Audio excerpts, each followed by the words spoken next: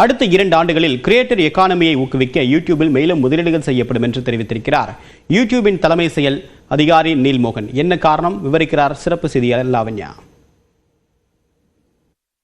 மும்பையில நடைபெற்று வரக்கூடிய audio visual என்டர்டெயின்மெண்ட்கான waves அப்படிங்கிற மாநாட்டில் யூடியூபினுடைய சிஇஓ நீல்மோகன் நிறைய விஷயங்கள் குறித்து தெரிவிச்சிருக்கிறாரு. அது என்ன அப்படின்னு பார்த்தோம்னா, கடந்த 3 ஆண்டுகள்ல யூடியூப் மூலமாக இந்தியர்கள் கிட்டத்தட்ட 21,000 கோடி ரூபாய் அளவுக்கு சம்பாதித்திருக்கிறார்கள் அப்படின்னு தெரிவிச்சிருக்கிறாங்க. அதுவும் இந்தியா ஒரு கண்டென்ட் கிரியேட்டர்ஸ்கான நாடு அப்படிங்கறதையும் அவர் தெரிவிச்சிருக்கிறாரு. இதனாலதான் அடுத்த 2 ஆண்டுகள்ல யூடியூப்ல மட்டுமே 850 கோடி ரூபாயை இன்வெஸ்ட் பண்ண போறதாகவும் நீல்மோகன் தெரிவிச்சிருக்கிறாரு.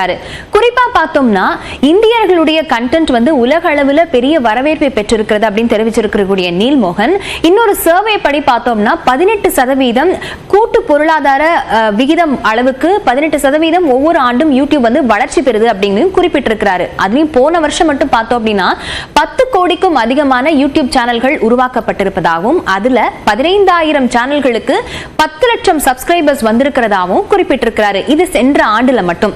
கொரோனாவுக்கு அப்புறம் யூடியூப் பெரிய ஒரு வளர்ச்சியை கண்டிருக்கிறது அப்படின்னு சொன்னாலும் கூட இந்திய வீடியோக்களை மற்ற நாடுகளில் பார்வையிடுபவர்களுடைய எண்ணிக்கை அப்படிங்கிறது அதிகரிச்சிருக்கிறதுனால மற்ற நாடுகளில், இந்தியாவை தவிர்த்து மற்ற நாடுகளில் மட்டும் 4,500 கோடி மணி நேரம் பார்த்திருக்கிறாங்க. மேற்கத்திய நாடுகளில் 45 பில்லியன் ஹவர்ஸ் அப்படின்னு குறிப்பிடுறாங்க.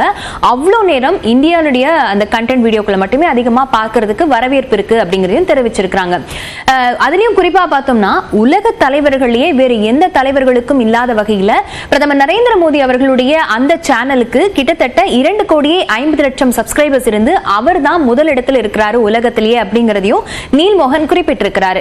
மற்ற நாடுகளில் யூடியூப் 100க்கும் மேற்பட்ட நாடுகளில் இருந்தாலும் கூட 80க்கும் மேற்பட்ட மொழிகளையும் யூடியூப் பார்க்கப்பட்டு வருது. அப்படி இருந்தாலும் இந்தியாவில் தான் அதிக பயனாளர்கள் இருக்கிறாங்க அப்படிங்கிறது ஒரு சர்வே மூலமா தெரிய வருது.